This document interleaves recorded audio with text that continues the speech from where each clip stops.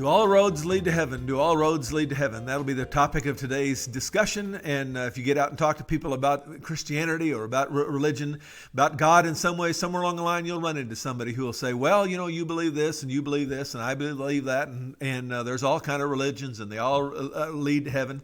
I remember hearing one seminary professor, not actually a seminary professor, one of my seminary professors invited a guest professor. My professor did not believe this, but he invited a guest professor so that we would hear firsthand what somebody else believes. And this particular man, I believe he was a liberal Jew, and he said it's just like he's sitting there in Fort Worth, and he just said like if you want to go to Houston, you can get on I-35 and go south and wander your way down and eventually end up in Houston, or you can go over to DFW and get on American Airlines and fly down to Intercontinental, or you can go over to Love Field and fly down to Hobby, or you can take a train, or you can hitchhike, or you can go 100 different ways. And in the same way, he said, you Christians believe that Jesus is the way to heaven, and we don't believe in Jesus as the Messiah, but there's 100 different ways of heaven. There's a little mountain on the side of town where I live called Aggie Mountain, Tortugas Mountain technically, and there's you see on this little map here, there's a couple of different routes you can get to the top of that mountain. There's that southern one there is kind of the main route, you might say, and then there's that other one they call the Turtleback route. But you can start over on the backside and come around the mountain and take that other mountain that other path that goes up the side there. I tell you that one is not a good one. That's a hard one to get up. And the truth is, there's a few others that I haven't gone up yet. But the point is, some people see Christianity this way. Some people see religion this way.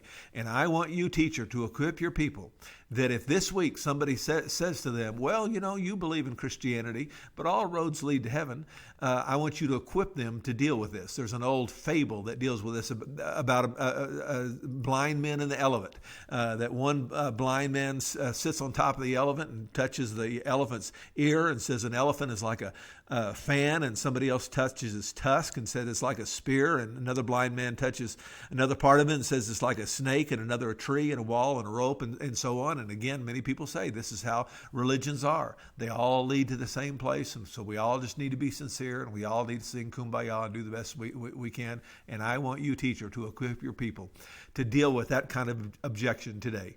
So let's dive into this. The first thing I want to say is the prophets didn't believe that. You might ask the question, did the prophets, should Jews believe this based on what the prophets said? And here's our verse, Isaiah 44, beginning in verse 6.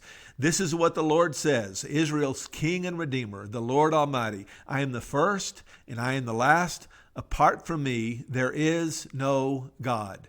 Who then is like me? Let him proclaim it. Let them declare and lay out before me what has happened since I established my ancient people and what is yet to come. Yes, let them foretell what will come. Do not tremble. Do not be afraid. Do not proclaim this and foretell it long ago. You are my witnesses. Is there any God besides me? No, there is no other rock. I know not one. All who make idols are nothing, and the things they treasure are worthless. Those who would speak up for them are blind. They are ignorant to their own shame. Who shapes a god and casts an idol, which can profit nothing? People who do that will be put to shame. Such craftsmen are only human beings. Let them all come together and take their stand. They will be brought down to terror and shame. And so what we see from this passage is that the prophets didn't teach this. The prophet taught that there was only one God and there's only one way to heaven. Second thing I would invite you to see is